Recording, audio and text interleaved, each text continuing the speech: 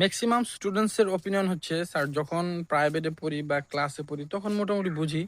কিন্তু বাসায় যখন হোমওয়ার্ক করতে যাই তখনই গন্ডগোল। ২-১ দিন পরে আরো গন্ডগোল, সব ভুলে যাই। বাট প্রাইভেটে স্যার যখন পড়ায় তখন তো আমি বুঝি এবং আমার মনে হয় আমি এটা পারবো। কিন্তু পরে গিয়ে থাকে না।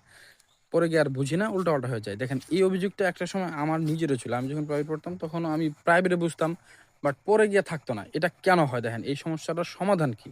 আমরা যখন প্রাইভেটে পড়ি তখন স্যার কিছু রুলস ধরায় দেয়।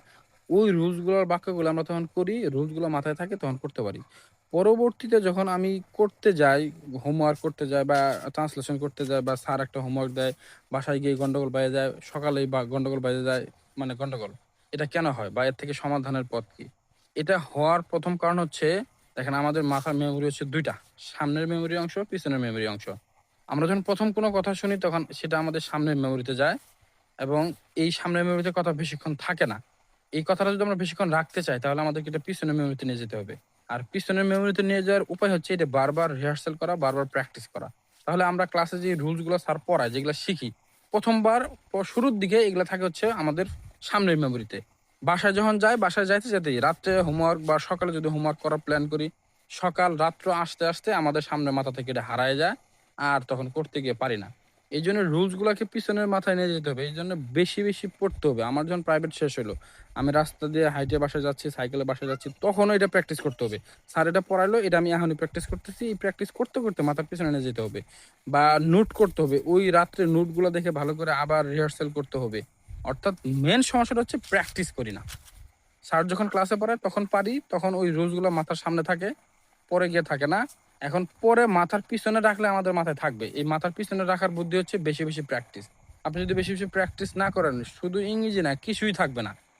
প্র্যাকটিস করতে হবে বেশি, প্র্যাকটিস করতে মাথার পিছনে নিয়ে যান। এখন বাংলা ভাষা শেখার সময় তো আমাদের এত প্র্যাকটিস করা লাগে নাই। কেন লাগে নাই? আমরা বাংলা ভাষা চারপাশে সবার কাছেই শুনি। যার কারণে বারবার শুনতে আমাদের মাথার পিছনে চলে গেছে। বারবার কোথাও লেখা দেখি, দেখতে মাথার পিছনে চলে গেছে। কিন্তু ইংরেজি কি সবার কাছে শুনি? শুনি না, দেখিও না। বাস ইংরেজিতে খুব একটা বেশি সাইনবোর্ডও দেখি না। আমাদের কি করতে হবে? নিজেই নিজেকে শুনাইতে হবে, মাথার পিছনে নিয়ে যেতে হবে। বারবার প্র্যাকটিস করার মাধ্যমে মাথার পিছনে যাওয়া সম্ভব।